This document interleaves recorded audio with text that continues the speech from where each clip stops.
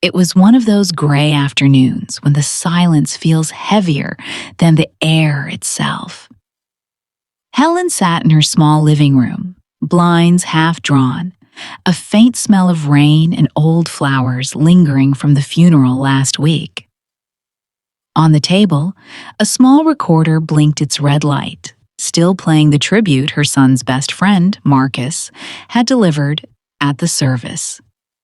She pressed rewind for the third time, her fingers trembling slightly. The words rolled through the speakers, Marcus's voice, calm and practiced, the faint hum of the organ in the background.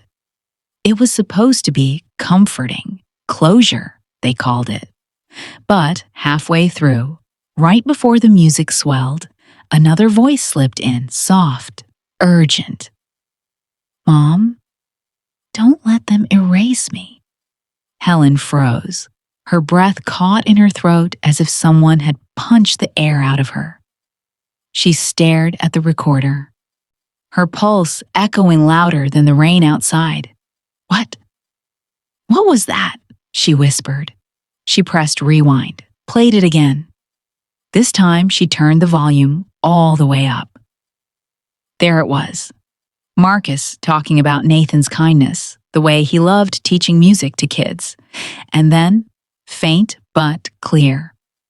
"Mom, don't let them erase me." Helen jumped to her feet. Her chair scraped against the floor. She replayed it again and again. The third time, the voice was gone. Completely gone. Her shaking hand hovered over the recorder. Maybe it was a glitch. Maybe grief was playing tricks on her ears. But deep down, she knew her son's tone, the tiny rasp in the M of mom. Nathan always sounded like that when he was scared. She pressed stop. The room went quiet again. No cars, no birds, just the sound of her own heartbeat. Helen sank back into her chair, eyes darting to the framed photo on the shelf. Nathan, 28, laughing, holding his cello. The same cello that burned in that studio fire 3 months ago. They'd told her there was nothing left to bury, just ashes and a melted bow. But what if her thoughts tangled? She reached for her phone. Maybe Marcus would know. He was there that night. He'd arranged the memorial. He'd even handled Nathan's things. He always seemed to know what to say, what to do. Too much, maybe? Helen hit his contact and stopped herself. The voice again echoed in her mind. "Don't let them erase me." Erase him. Who was them? She pressed her palms against her temples, trying to steady the flood of questions. Her grief counselor had warned her about this, how the mind clings to pieces of sound or memory and turns them into hope. But this wasn't just memory. This was real. The clock ticked past 5. The rain started up again, harder this time, drumming against the windows like fingertips. Helen stood and walked toward the shelf where she kept Nathan's old notebooks, his compositions, his demo tapes. The vault! Her hand hesitated on the latch. She couldn't open it. Not yet. If she did and found nothing, the hope would die for good, and she wasn't ready to lose him twice. Instead, she pressed play again. Over and over. The sound filled the room, familiar, yet foreign. Every creak of the floor, every breath in the recording made her lean closer. She whispered, "Nathan, if that's really you, give me a sign." Nothing. Then faintly, through the hiss of old tape, one soft, accidental pluck of a cello string. Helen gasped. That note wasn't part of the memorial recording. She knew every second of it by heart. For a moment, she thought about calling Paula, her daughter-in-law, but Paula was fragile too, still grieving, still blaming herself for letting Nathan work late that night. Helen didn't want to pull her back into this madness, and yet the silence that followed was unbearable. She stepped to the window, The street outside was empty except for the flicker of a porch light across the road. Her reflection stared back at her. Tired eyes, lips pressed tight, gray hair pinned back the way Nathan always liked. She whispered again, "If you're trying to reach me, I'm listening." Her phone buzzed on the counter. Unknown number. Helen hesitated, then answered. Static. A click, then a man's voice. "Mrs. Ward? This is just a courtesy call from Crestwood Audio Services.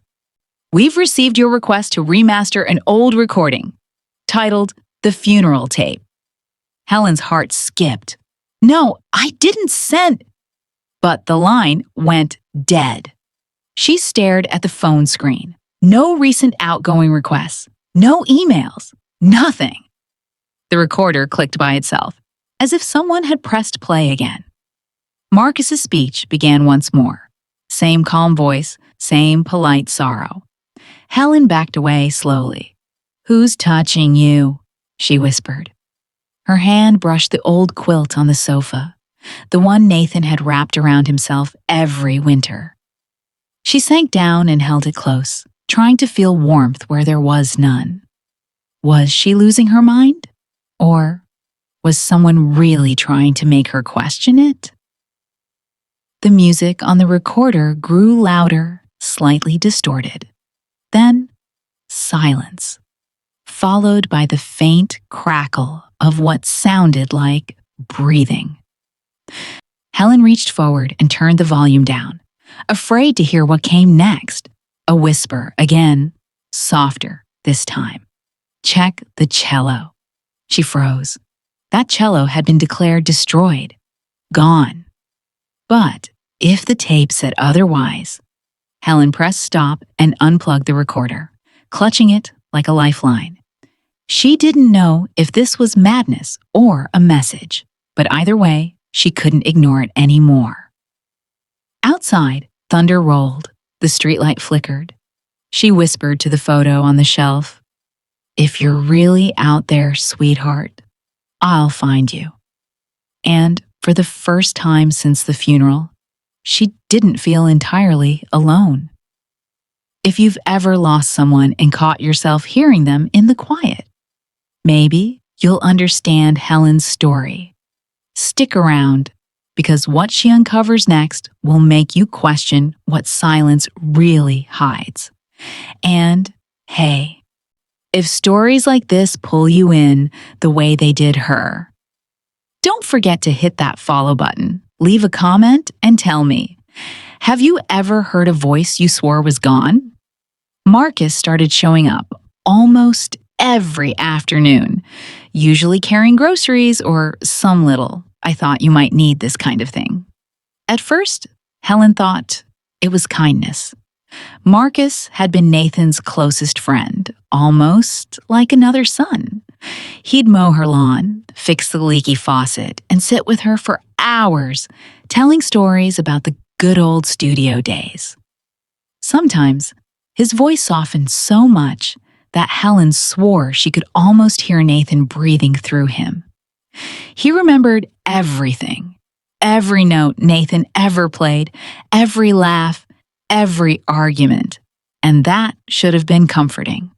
But after a while, something about it started to feel rehearsed. Like he was reciting lines he wanted her to believe. One evening, Helen found him in the kitchen, humming one of Nathan's unfinished pieces. It was a tune she hadn't heard since her son's last recording session, and Marcus played it perfectly, down to the hesitant pauses Nathan used to make when he wasn't sure of a chord. She froze. "How do you even know that song?" she asked quietly. Marcus smiled, not even looking up from the dish towel. "He used to play it for me when you weren't around. Said he wanted it to be our secret project." Helen's stomach turned. Nathan never kept musical secrets from her. That night, she couldn't sleep. She kept replaying Marcus's words, "our secret project." Something about them didn't sit right. She thought of that whisper from the tape. Don't let them erase me. And suddenly, the edges of her grief started to feel sharper. The next morning, Marcus let himself in. Helen was still in her robe, startled by the sound of her own front door opening. "Oh, sorry," he said casually, dangling his car keys. "I thought you said I could come by any time." She hadn't. He brought coffee and blueberry muffins, her favorite kind, and chatted about repairs he could help with. When Helen asked how he got in, Marcus chuckled. "You gave me the spare key, remember?" But she didn't remember. She never would have done that. When he left, she searched the small wooden bowl by the entryway, the one that used to hold Nathan's keys. The spare was gone. Later that day, she called Paula. "Marcus has been coming by a lot lately," Helen began. "Yeah," Paula said carefully. "He's been checking in on me too. But, Helen, there's something about him." Helen frowned. "What do you mean?" Paula hesitated.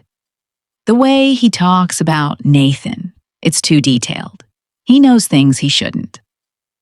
The other day, he told me about the time Nathan cut his hand on the cello string and refused to stop playing. But that only happened once, and I was there. He wasn't."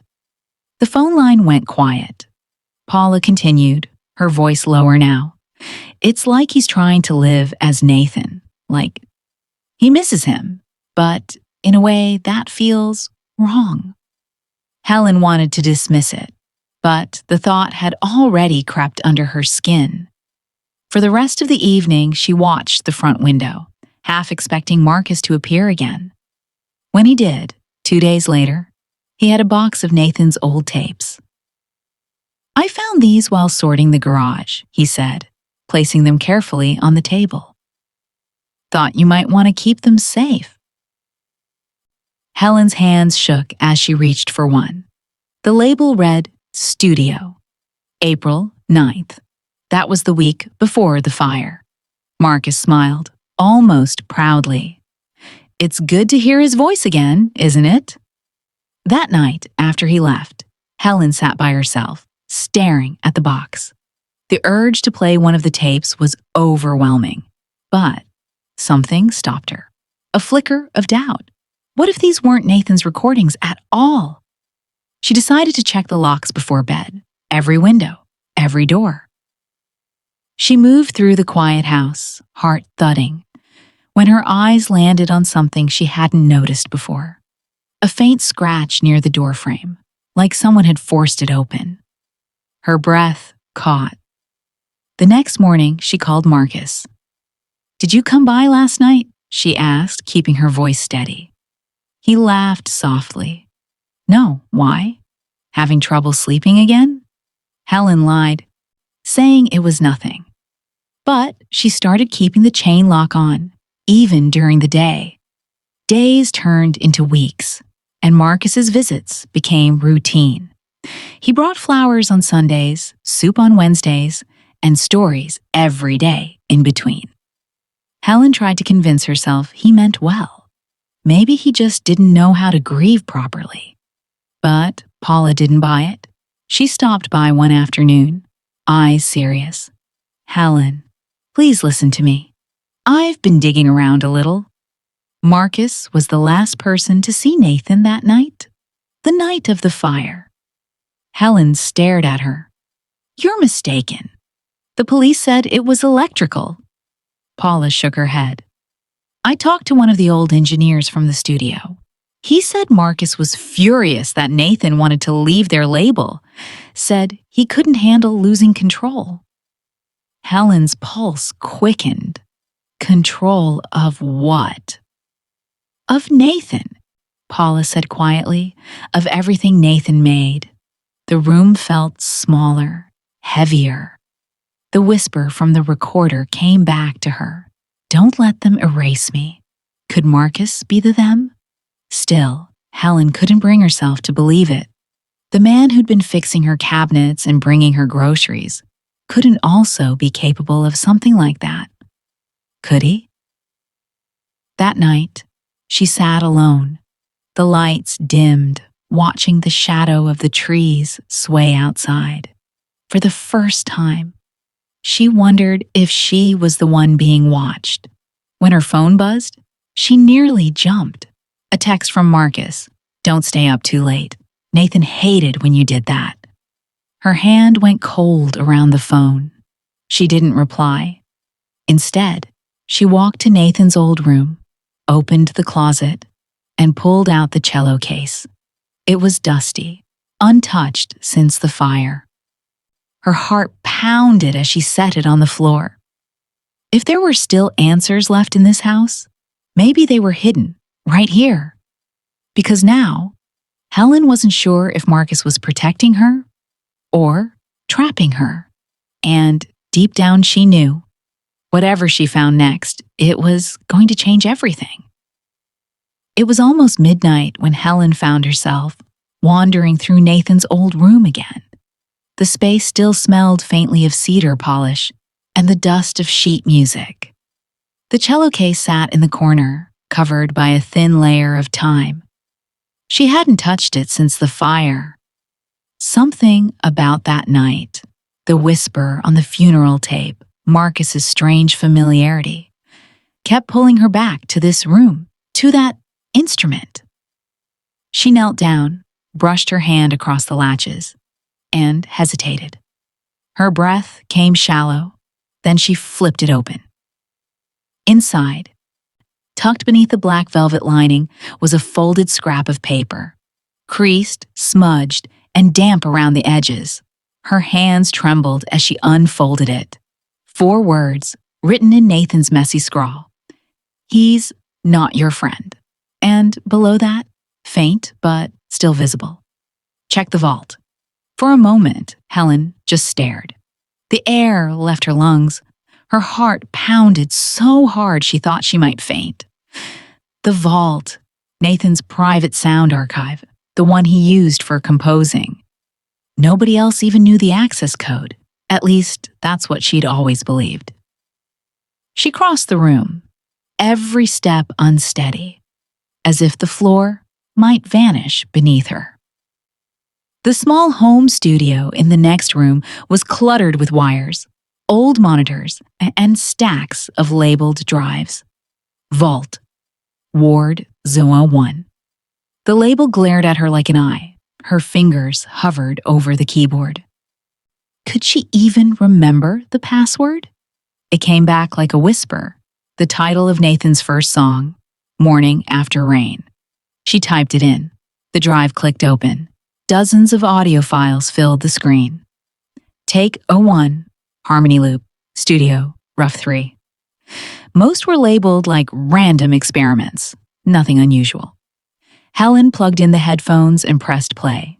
The first few tracks were harmless, scales, laughter, someone coughing in the background. On the 4th, Nathan's voice floated through. Warm, familiar, steady. Okay. Rolling again. It broke her. The sound of him alive. The sound of him still here. She listened for hours, chasing his voice through snippets of melody and static. But when she reached the final file, marked simply, Last Take, the tone shifted. It started like another practice session, Nathan's calm voice counting beats. Then suddenly, a chair scraped and another voice cut in. "Marcus, stop recording! Don't let her hear!" Then a loud thud, a struggle, a crash. Silence. Helen ripped the headphones off, her pulse hammering. The room tilted. She pressed play again, desperate to make sense of it. The same sequence repeated. Music, shout, chaos. It couldn't be real. Maybe it was an old rehearsal argument. Maybe the mic picked up something else. But deep down, she knew that tone. Marcus wasn't angry. He was terrified. Her mind raced. Don't let her hear. Hear what? And why would Nathan's last file end with a fight? She pressed pause, staring at the waveform on the screen. There was a faint tail of sound after the crash, barely visible. She turned the volume up, leaned in. The noise returned, low and distorted. Someone breathing, then a faint whisper, too soft to be sure. But it sounded like Nathan again. "Mom, it's not over." Helen froze. Her whole body went cold. She replayed it 3 times, each one worse than the last. She sat there in the dark, trembling, replaying everything Marcus had ever said since the funeral. How he'd always arrived just before she did. How he'd known about Nathan's private projects. How he'd said, "It's good to hear his voice again," with that strange smile. The whisper on the tape. The message in the cello case. The vault. They were all pointing to one thing. Someone had tampered with Nathan's work. Maybe with his death. She grabbed her phone, almost called Paula, but stopped herself. What could she say? "Hey, my dead son might be alive because his best friend's in a recording." Even Paula would think she'd lost it. Helen sat there until the first light crept through the blinds. The track still played quietly in the background, looping Nathan's half-finished melody. She could almost imagine him in the next room, headphones around his neck, tapping his fingers against the table. When she finally stood, she noticed something else. A small sticky note on the monitor's side. Faded ink, nearly invisible. She leaned closer. In Nathan's handwriting again. "If something happens, don't trust Marcus." Her knees buckled. She sank into the chair and whispered, "Oh God, what did you do, Nathan?" All that day, she couldn't shake the sound of that fight from her head. Every noise around the house, the creak of the floor, the hum of the fridge, sounded like part of that last recording. When Marcus texted later, checking in like nothing had changed, her skin crawled. "You okay, Helen? Need me to stop by tonight?" She stared at the message and typed back slowly. "No, I'm fine. I found something Nathan left for me." Her thumb hovered over send. Then she deleted the second sentence, hit send anyway. She looked around the studio again, scanning for anything else she'd missed. Her eyes landed on the cello, still open, the note beside it. She picked up the paper once more. The ink looked fresh. Too fresh. It hit her like a chill. Marcus had been in this house recently enough to plant it. Or maybe. Nathan had written it right before he disappeared. The difference was everything. That night, Helen locked every door. She hid the flash drive with the recordings under the floorboard beneath her bed.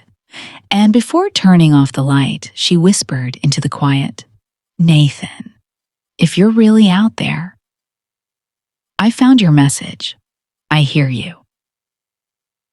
For the first time since the funeral, she didn't pray for peace. She prayed for proof. And somewhere between the hum of the night air and the faint echo of her son's voice looping through her mind, she realized this wasn't just grief anymore. It was the beginning of a hunt. The cafe was half empty that morning, just the soft hum of a milk frother and the scrape of spoons against porcelain. Helen sat by the window, a scarf draped over her shoulders, eyes fixed on the phone lying face down on the table. When Paula slid into the seat across from her, Helen didn't speak right away. She just pushed the phone forward. "Play it," she whispered. Paula hesitated, then tapped the screen. Nathan's voice filled the space. His calm count, the melody starting, and then that violent interruption. Marcus's voice, the shout, the crash. "Stop recording. Don't let her hear." Then the sound cut off. The cafe noise seemed to fade out, replaced by their silence. Paula's fingers tightened around the phone. "My God," she breathed. She looked up, eyes wide. "Helen, if that's real, we're not talking about an accident. We're talking about someone who faked your son's death." Helen swallowed hard, The words lodged in her throat. But how could Marcus? Why would he? The bell over the cafe door jingled. Both women turned instinctively. Marcus stood there, sunlight cutting across his face. He looked the same as always, calm, helpful, even gentle. But something in his eyes had shifted. They lingered on the table, then on the phone still glowing between them. "Mind if I join you?" he asked lightly, already pulling a chair. Paula's hand shot over the screen, flipping the phone upside down. "We were just leaving," she said quickly. Marcus smiled, the kind that didn't quite reach his eyes. "Leaving? But you just got your coffee?" He looked at Helen, almost tender. "You shouldn't be out so early, Helen. You've been tired lately." Helen felt her pulse in her temples. "I'm fine," she said, forcing her voice to stay steady. Marcus leaned back, his tone casual but sharp. "Then what's with all the secrets?" Paula bristled. "What are you talking about?" He nodded toward the phone. "That little recording you're hiding. You think I wouldn't notice?" A spoon fell from Helen's trembling hand, clinking against the saucer. The sound rang too loud. The barista looked over briefly, then went back to steaming milk. Paula straightened, her chin high. "You shouldn't have been listening to that in the first place. It's Nathan's work, not yours." Marcus's smile faded. His voice dropped low. "Nathan's work? Paula, I am Nathan's work. Every note you've ever heard, every piece he finished, I helped him make. I kept him alive through it." Helen's heart lurched. "What are you saying?" He turned to her, eyes soft but dark underneath. "You of all people should know what grief does, Helen. It makes people selfish. You wanted to keep him all to yourself, even when he was gone. But he was never just yours." Paula stood abruptly. "You need to leave." Marcus didn't move. His gaze locked on Helen's, searching for something. Guilt, fear, belief. "You've been listening to ghosts," he said quietly. "You think that tape means something? It doesn't. Nathan was losing control. He was unpredictable." Helen shook her head. "That's not true." Marcus leaned forward, his voice soft, almost tender again. "You're tired, Helen. You miss him. You're hearing what you want to hear. I've seen this before. It's part of grief." Paula's hand slid toward her bag, gripping it like a weapon. "You don't get to gaslight her," she said. "Not anymore." For a moment, the three of them sat in suspended silence. The espresso machine hissed. Someone laughed at another table. Then Marcus's eyes flicked once more to the phone. "What were you planning to do with that?" he asked. "Send it to the police? To his old label?"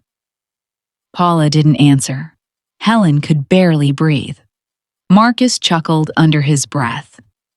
"You really think anyone will believe an old woman with a grief story and a glitchy recording? You'll embarrass yourself." He reached out, fingers brushing the phone. Paula slapped his hand away. "Don't touch that." The sound cracked through the cafe. Conversation stopped.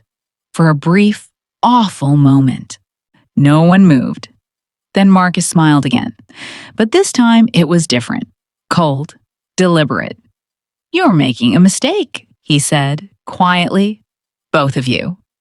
He stood, adjusted his coat, and nodded politely to the barista. "Ladies!" When the door closed behind him, the bell's jingle felt like a warning. Helen's hand shook as she picked up the phone. "He knows," she whispered. Paula nodded, her face pale. "Then we have to move fast. If that recording is real, if Nathan's voice is really on it, then he's been watching us since the beginning." Helen stared at her reflection in the cafe window. Behind her, the city moved as if nothing had happened. He said grief makes people selfish, she murmured.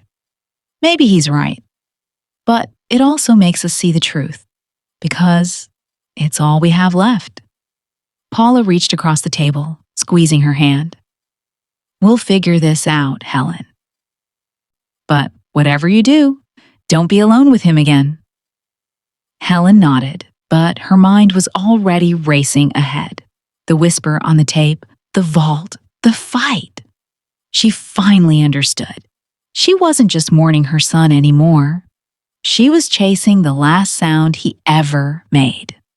Outside, Marcus paused on the sidewalk, turned, and looked straight through the window at them. He smiled faintly, then walked away. The spoon in Helen's saucer rattled again, though she hadn't touched it. Something about that sound made her realize this wasn't over, not even close. The night was quiet, the kind of quiet that feels too heavy to be real. Helen sat by the window, the soft hum of the refrigerator her only company. She'd been replaying the cafe scene in her mind all day, the way Marcus's eyes lingered, the tone he used when he said, "You've been listening to ghosts." Outside, rain had started to fall, tapping against the glass like fingers trying to get in. She almost didn't notice the flicker of light at first. A faint, rhythmic flash. Once, twice. Pause. It wasn't lightning. It was steady, controlled. She frowned, drew the curtain back an inch. The light stopped, just her reflection staring back. She let the fabric fall closed again and shook her head. "Get a grip, Helen," she whispered. But then it flashed again. This time, her chest tightened. She yanked the curtain open wide. Across the yard, half hidden in the dark, something glinted. A small red light, blinking from the corner of her window frame. She stepped closer, heart hammering. It wasn't a reflection. It was a lens, a camera. Her breath caught. She stumbled back, her hand over her mouth. Someone had been watching her. Then came the sound, something sliding under the door. A faint scrape of paper against wood. She turned, frozen. A photo lay on the floor, face down. Helen bent to pick it up, her fingers trembling. When she turned it over, she felt the air leave her lungs. It was a photo of her, sleeping. Her face soft in the glow of her bedside lamp. And behind her, in the doorway, a figure. A man. Tall, shoulders broad. The kind of silhouette she'd know anywhere. Nathan. Her knees gave out and she sank to the floor. The photo fluttered in her lap. Written across the bottom in rough black ink were the words, "You still don't see, do you?" Helen couldn't move, couldn't think. Her mind spun through possibilities. This had to be some sick prank. Maybe Marcus. It had to be. But what if it wasn't? What if Nathan had been alive all this time? What if he'd been right here, trapped, hidden, or worse? She grabbed the phone, dialing Paula with shaky fingers. "Paula, someone's been here," she said, her voice barely holding together. "Helen, slow down." "What do you mean someone's been there?" "There's a photo of me, sleeping." Silence. Then Paula's voice, sharp now. "Don't touch anything. I'm on my way." Helen hung up, her eyes darting to every corner of the room. Every shadow looked like it was breathing. She walked to the window again, pressed her hand to the cold glass. The camera was still there, its little red eye glowing faintly in the dark. And then, like a cruel trick, her reflection shifted. For a split second, just one heartbeat, she thought she saw someone standing behind her. She spun around. Nothing. Just the quiet tick of the wall clock. When Paula arrived, Helen was sitting on the couch, the photo clutched to her chest. Paula turned on every light in the house. "Let me see it," she said. Helen handed the picture over. Paula stared. This is recent. How do you know? Helen asked. Paula pointed to the background. That blanket. You bought it last month. Helen covered her mouth. Tears blurred her vision. He's been in my house? Paula looked at the window, then stepped closer. Oh my God, Helen. Look. They leaned in together. Behind the glass, barely visible, was a second camera, smaller, almost invisible against the frame. Paula whispered, He's watching you, maybe recording everything? Helen staggered back. Marcus. Paula shook her head. We don't know that yet. But they both did.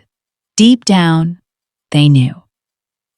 That night, Paula helped her remove both cameras, wrapping them in towels and sealing them inside a box. We'll take them to the police tomorrow, she said. They'll have to listen this time. But Helen wasn't listening anymore. She stood by the window, staring out into the dark yard. The reflection in the glass looked almost like Nathan again. His shape, his posture. For a moment, she lifted her hand to the glass as if she could touch him. And just like before, a faint sound came from the old stereo on the shelf. Static. Then a note of piano. Nathan's piano? Paula turned, startled. Did you play that? Helen shook her head. It's coming from the vault drive.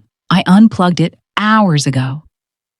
The piano notes continued, slow, haunting. Then a man's voice came through the static, warped but familiar. He's closer than you think. Paula's eyes widened. Helen, turn it off. But Helen couldn't. She stepped closer, transfixed. The voice was Nathan's. At least, it sounded like him. The sound faded, leaving behind only silence and the faint hum of electricity. For a long time, neither of them spoke. Then Paula said softly, What if that message wasn't for you? What if it was a warning? Helen looked back at the photo still lying on the table. Nathan's shadow, the writing. You still don't see, do you? It clicked. He's not haunting me, she whispered. He's trying to tell me something. Paula frowned. Tell you what? Helen turned toward the window again, eyes burning. That he's alive, or that Marcus is the reason he's not. Outside, a car door slammed. Both women froze. Headlights swept across the living room walls. Paula whispered, Is that him? Helen didn't answer. She just whispered, Don't move. The lights passed. The sound faded down the street, but the fear stayed. Helen walked back to the photo one last time, tracing her fingers over the dark shape in the doorway. You still don't see, she repeated under her breath. Oh, Nathan. I see now. And in that moment, something changed. Grief turned into fury. Fear turned into focus. If Marcus thought she was just a lonely, grieving mother, he was about to learn she'd been listening all along. The studio sat at the edge of town like a ghost left behind. Half-burned walls, the faint smell of mold, and wind slipping through cracks in the glass. Helen parked the car a few yards away. Paula reached over, touching her arm. Are you sure about this? Helen nodded. If that photo came from here, I need to know what else he's been hiding. They pushed the door open. The hinges screamed in protest. Inside, the air was thick with dust and memories. Old instruments lay scattered, cables curled like veins across the floor. The walls were covered in soundproofing foam, some melted from heat. Helen's eyes drifted toward a corner where a small light blinked. A speaker. She took a step closer. The static came first, soft, distant. Then, a voice. Nathan's. Don't come closer. He's here. Paula froze. Helen, I know, Helen whispered. Then came footsteps. Not from the recording, from behind them. Marcus stepped out of the shadows, holding a taser in one hand. His face was calm, almost peaceful, like a man who'd been expecting this. "Why are you here, Helen?" he asked. Helen's voice trembled but didn't break. "You tell me. Why was my son's voice on that recording?" Marcus smiled faintly. "You shouldn't believe everything you hear." Nathan recorded hundreds of drafts. Some weren't meant to be found. Paula stepped between them. "Drop the weapon!" He looked at her and almost laughed. "You think I'm the villain here, don't you?" Nathan was leaving me, leaving everything we built together. Do you know what that feels like? To watch someone take your entire life's work and walk away like it was nothing? Helen's hands tightened into fists. "So you punished him?" "I saved him," Marcus said softly. He was burning out. The pressure, the fame. He couldn't handle it. I gave him peace. I kept his music alive. The world still listens because of me. Paula's voice shook with anger. "You faked his death." Marcus took a step closer. "I protected him. From you. From everyone who only saw him as a son, a paycheck, a legacy. He was more than that. He was art." Helen's breath hitched. "You loved him." The words hung in the air. Marcus's jaw clenched, his eyes glistening for a second before he looked away. "I loved the way he made me feel. Needed. Seen. Without him, I was no one." Paula whispered, "You're insane."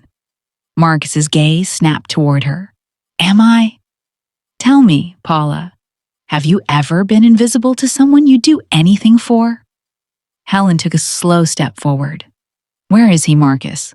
What did you do to my son?" He hesitated, his grip tightening on the taser. He wanted to leave the label, said he was done recording. He didn't understand. His music wasn't just his. It was ours. He tried to run. The fire. It wasn't supposed to go that far. Helen's knees buckled slightly. "So he's dead." Marcus shook his head. "He's not dead." "Not exactly." "What does that mean?" Paula demanded. Marcus's expression softened, almost tender. "He's still making music. For me. I visit him every week. He doesn't speak much anymore, but he plays when I ask him to. Like always." Helen's stomach turned. "You're lying." He tilted his head. "You think I'd lie about the one thing I love most?" He reached into his jacket and pulled out a small audio recorder. He pressed play.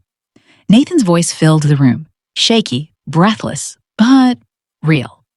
"Mom, please." Helen gasped. "That's him." Marcus smiled, eyes glassy. "See? He's alive. I told you." Paula grabbed Helen's hand. "We need to go. Now." But Helen couldn't move. She stepped closer to Marcus, voice trembling. "Where is he?" Marcus's smile faded. "If I tell you, you'll take him from me. And then what? He'll stop playing. He'll disappear for good. I can't lose him again." Paula lunged forward, trying to grab the taser. The struggle was quick, desperate. The sound of metal hitting the floor echoed through the room. The device skidded across the concrete. Helen dove for it, hands shaking, but Marcus was faster. He kicked it away, breathing hard. "I didn't want this," he said quietly. "I just wanted him to need me." Helen's voice broke. "You took everything from him, from me." Marcus's face twisted, tears forming. "You don't understand. He was me." In that moment, Helen saw him clearly, not as a monster, but as a broken man lost inside his own obsession. A man who couldn't separate love from control. Paula grabbed the recorder and hit stop. "You're done, Marcus." He looked up, defeated, but strangely calm. "You'll never find him without me." Helen stepped forward, voice steady now. "Then you're coming with us." Marcus looked around the studio, his gaze lingering on the instruments, the cracked walls, the ghosts of music still trapped in the air. He used to laugh here, he murmured, said the echo in this room made him feel infinite. Helen whispered, "No one feels infinite, Marcus. Not even you."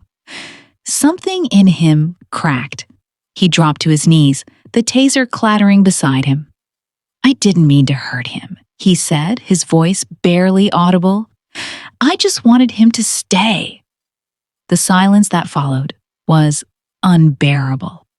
Outside, the wind howled through the broken roof, carrying the faint echo of a melody.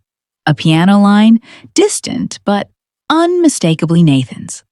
Helen turned toward the sound. "Do you hear that?" she whispered.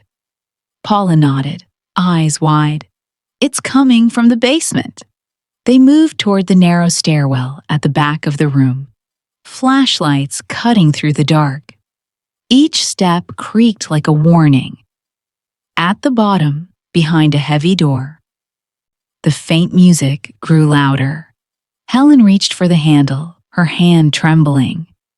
Marcus whispered behind her, "Be careful." "He doesn't like the light anymore."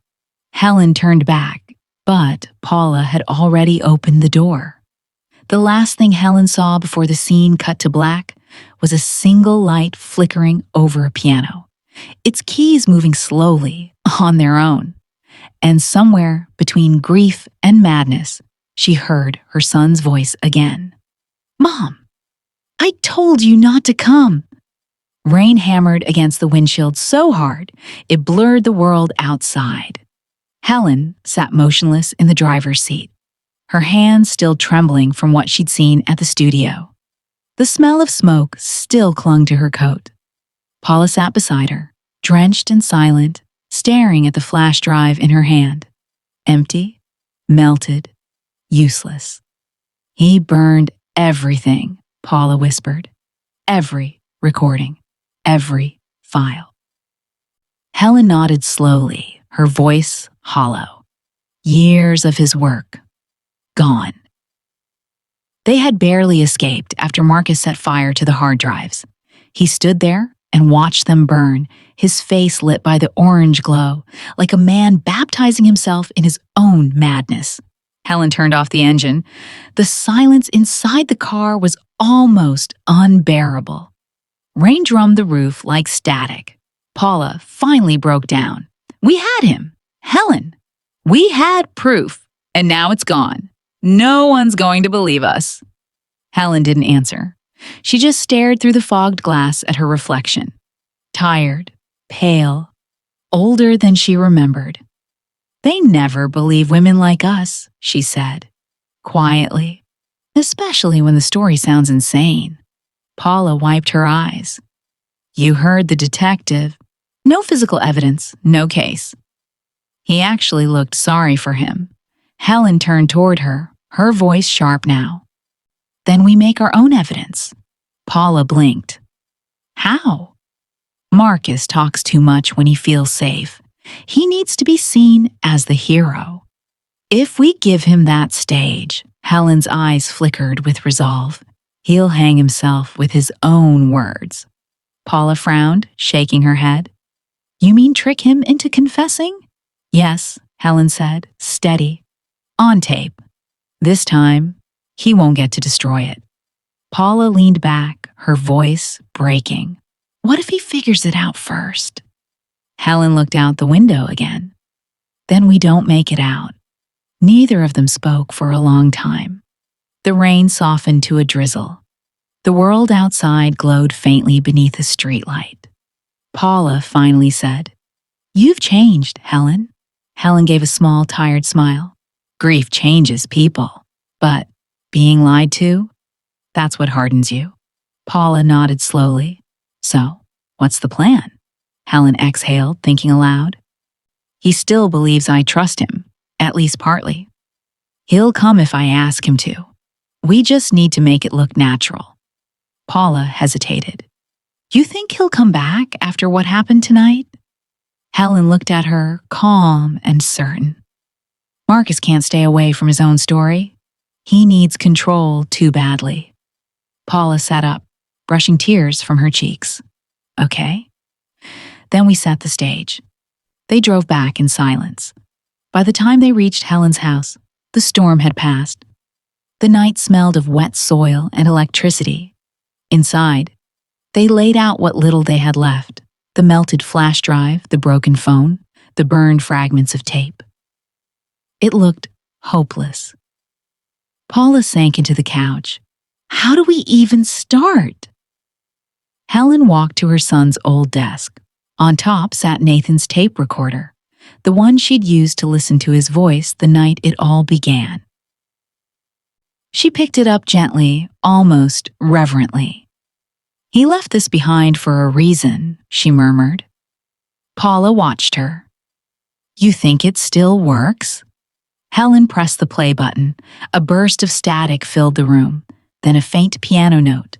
Nathan's voice followed, muffled but clear. Every sound carries something of the truth. You just have to listen close enough. Paula whispered, "Oh my God." Helen smiled faintly. He always believed sound couldn't be erased. Maybe he was right.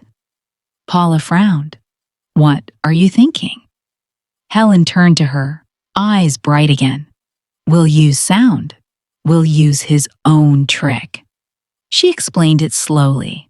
They'd invite Marcus over, pretend Helen wanted to make peace, to honor Nathan's memory with one final conversation. Paula would hide in the next room, recording everything with Nathan's old system, the analog one Marcus wouldn't recognize. No cloud, no files to delete, just tape. Paula's fear returned. "You're serious?" Helen nodded. "He's expecting weakness. That's exactly what we'll give him." Paula rubbed her forehead. "It's risky. If he senses anything." "Then we end it right there," Helen said. "But I can't live another day letting him write my son's story." The air between them grew heavy again. Paula finally reached over, squeezing Helen's hand. "Then we do it together." Helen smiled softly. "Together?" The next day, Helen called Marcus. Her voice was calm, almost gentle. "Marcus, we need to talk about Nathan, about everything." On the other end, silence. Then that familiar, smooth voice. "You've finally come around." Helen forced a small laugh. "Let's just say I'm ready to listen." When she hung up, Paula looked at her. "He's coming." Helen nodded. "Tomorrow night," Paula whispered.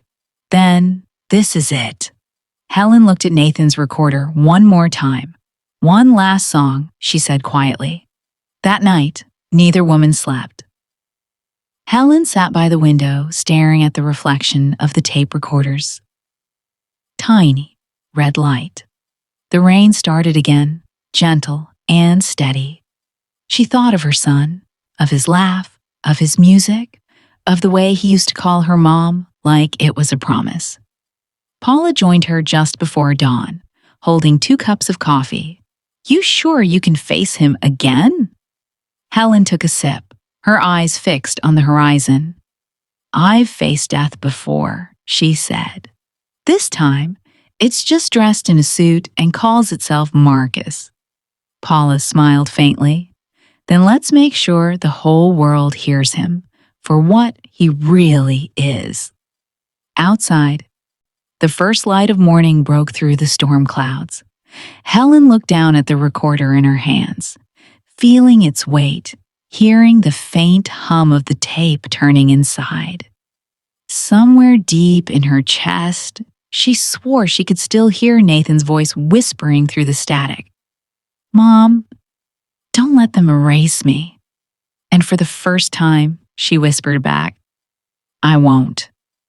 The table was set like any other quiet evening. 2 plates, 1 candle, a record spinning softly in the background. Helen moved with calm precision, pouring wine, setting the silverware straight, the picture of composure. But inside, her pulse hammered like a drum. When the doorbell rang, she didn't flinch. She just whispered to herself, "Showtime," and opened the door. Marcus stood there with that same warm smile he'd always worn, a smile that used to comfort her. Now, it only made her stomach turn. "Helen," he said gently, holding a small box, "for Nathan. It's his birthday, after all." She nodded, stepping aside. "Come in. Dinner's ready." The air between them felt rehearsed. Helen served him stew, the kind Nathan used to love, and the two sat across from each other like polite strangers. For a long while, they just ate in silence, until Helen reached for the small old radio beside her. "I found one of Nathan's tapes," she said softly. "I thought, maybe we could listen while we eat." Marcus froze, spoon halfway to his mouth. "You did?" "Yes," Helen said, pressing play. The melody began, "For Mom." The piano was soft, bittersweet, recorded years ago in that same studio Marcus had burned down. Marcus's face changed. His eyes glistened, and a fragile smile curved his lips. "He wrote this after his first tour," he murmured. Said it was the only time he missed home. Helen watched him carefully. "He told you that?" He nodded, voice trembling. "Nathan only really lived when he played. And when I recorded him, I could make him last forever." The tape kept spinning. Helen's hand brushed the side of the table, where an old analog recorder sat hidden under a folded napkin. Red light blinking faintly. Paula sat in the next room, headphones on, live stream already running. Thousands of listeners were tuned in under the guise of a tribute to Nathan Cole. Helen leaned back, pretending to relax. "You know," she said, "he never talked about you much at home. Not the way you talk about him." Marcus's smile faltered. He didn't need to. What we had, it wasn't for words. It was sound. He told me once, "Music is the only place I can breathe." Helen tilted her head. "And you thought you could keep that breath for yourself?" Marcus laughed softly, shaking his head. "You don't understand, Helen. I gave him everything. The studio, the instruments, the fame. Without me, no one would have even known his name." Helen's voice lowered. "So you decided if you couldn't own his music, you'd own him." He froze, eyes narrowing. "What did you say?" The piano on the tape kept playing, each note filling the silence between them like a heartbeat. Helen leaned forward. "You said you gave him peace. You said he still plays for you. What did you mean by that, Marcus?" He stared at her, breathing faster. "Why are you doing this?" "Because," Helen whispered, "I want to understand what kind of man keeps my son's voice locked away." Marcus's expression softened, almost sorrowful. "You think I hurt him? But I didn't. Nathan was falling apart. He begged me to help him disappear. The fire." He paused, hands trembling. "It wasn't supposed to be real. It just got out of control." Helen's throat tightened. "So, you let the world think he died?" He nodded slowly. "It was better that way. He's safe now, hidden. And every time I play his recordings, it's like he's still here with me." From the next room, Paula's hand covered her mouth as his words went out live. His voice carried to every corner of the music community he once exploited. Helen's tears welled up, but her tone stayed steady. "You don't keep people alive by caging their voices." Marcus leaned back, the emotion on his face twisting into something darker. "You're just like him, always thinking I was the villain. But none of you ever saw how much I did for him." Helen whispered, "You burned him." His jaw tightened. "I saved him!" he shouted, slamming his hand on the table. "You call it obsession. I call it love. He belonged with me, Helen. Always did." In the silence that followed, only the tape played, the melody shifting into static. Marcus's breathing slowed. He looked down at his hands, trembling. I didn't mean to hurt him, he said quietly. I just wanted him to stay. Helen looked him dead in the eyes. You took my son's voice, but tonight, the world gets it back. Marcus blinked. What do you... The front door burst open. Red and blue lights spilled through the windows. Officers moved fast. Marcus stood, stunned, as an officer pulled him back from the table. From the kitchen doorway, Paula appeared, headphones still on, phone in hand. The Housens heard you, Marcus, she said softly. Every word. The man's face went pale. He looked from Paula to Helen, disbelief flickering into something like relief. So, this was all a performance, he whispered. Helen rose slowly, voice calm but cold. No, Marcus. This was the truth finally being heard. As the officers led him out, he looked back once. He's still out there, he said quietly. You'll never stop hearing him. The door shut. The candle flickered out. The piano stopped. The only sound left was the gentle whir of the tape recorder as it reached its end and clicked off. Helen sat alone for a moment, staring at the stillness. Then she pressed the stop button, her hand steady. Outside, camera flashes lit the dark yard, reporters already swarming. But Helen didn't care. She turned to Paula, who stood frozen by the door. It's over, Paula whispered. Helen shook her head gently. No, she said. It's just the first time anyone's really listening. The faint echo of Nathan's music seemed to hum through the air, like a heartbeat returning. And, for the first time in years, Helen let herself breathe. The lake was quiet that morning, too quiet, like the world was holding its breath. The water barely moved, except for the soft ripples spreading from the dock where Nathan sat, hunched over his old cello. His hair was longer, his face thinner, but it was him. Alive, breathing, broken, but alive. Helen stood a few feet away, not wanting to startle him. For weeks after the arrest, doctors had said to give him time. He needs to remember safety before he can remember music, they'd told her. But the truth was, Nathan never needed words. He spoke in notes. She took a slow step forward. It's been a while since I heard that sound, she said softly. Nathan didn't turn around. His bow trembled on the strings, and the note cracked, splintering into silence. I don't know if I still remember how to play, he whispered. Helen smiled faintly. Your hands do. They always did. He hesitated, then tried again. One low note, slow and careful, like testing whether the world still accepted him. The sound floated across the water, fragile but alive. She sat down beside him, not too close. You used to play this one every morning before school, she said. I'd make coffee, you'd make noise, and the neighbors would complain. Nathan almost smiled. I didn't know you heard me.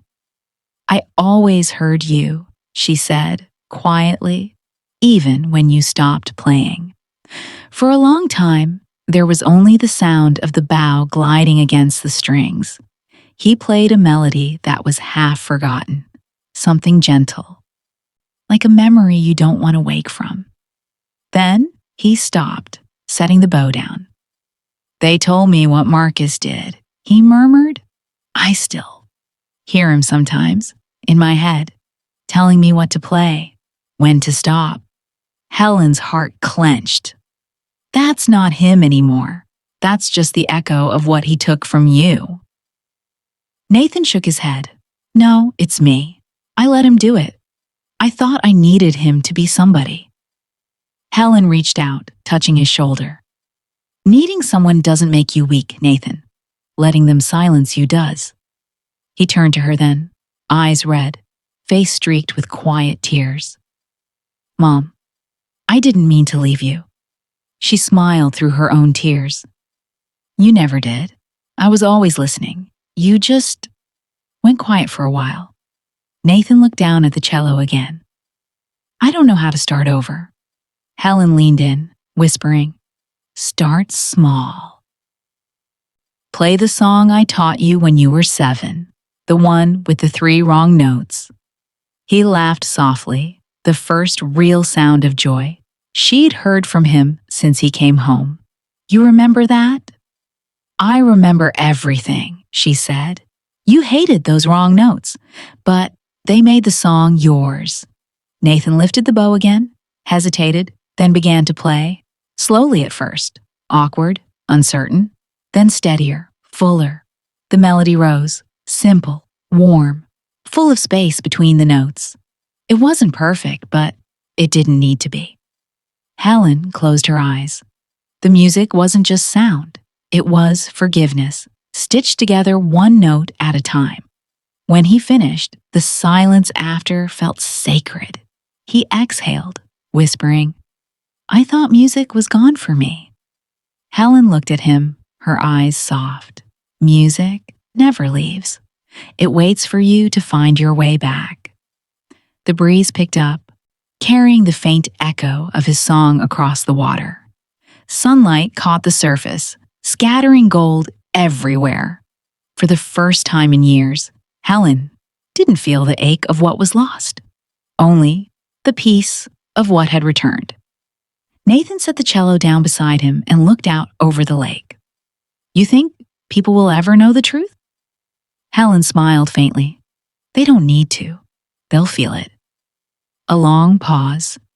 Then, almost like an afterthought, Nathan said, Marcus used to say music lasts longer than life. Helen nodded. He was right about one thing, at least. Nathan looked at her. What's that? Music lasts, she said, but love finds its way home. They sat there in silence, mother and son, watching the sun dip low over the lake. Nathan lifted his bow one last time and played the song again, slower now, deeper, with every wrong note exactly where it belonged. The camera would linger there, the two of them framed by water and light, the faint sound of the cello blending with the wind.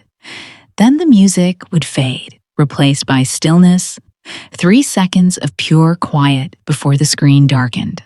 A single line would appear, based on real letters found in a burned recording studio, Vermont, 2018. And for those who kept listening, even after the credits, one last note would play. Soft, imperfect, but alive. The song that finally came home. There's something about silence that used to scare me, the way it just sits there, heavy, endless. When Nathan was gone, I thought silence meant death. But now I know, it's just the space where sound waits to return. I keep his recorder on my desk, same one I used the night I first heard his voice whisper back to me. The buttons are worn smooth, the little red light still flickers when I press play. Most days, I don't even listen to anything specific. I just let the static hum.